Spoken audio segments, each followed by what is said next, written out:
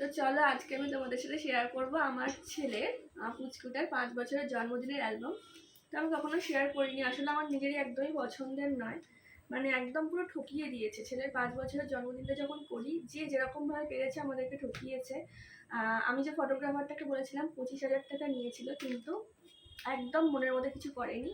Photographer কেন, সবাই সবাই আমাদেরকে ঠকিয়েছে। তো চলো তোমাদেরকে দেখাবো। আমি নিজেও দেখি না, আমার একদমই পছন্দ হয়নি, বুঝলে তো। সেই কারণে না মানে মনটা খুব খারাপ হয়ে যায় যখনই দেখি। তো এই যে দেখো,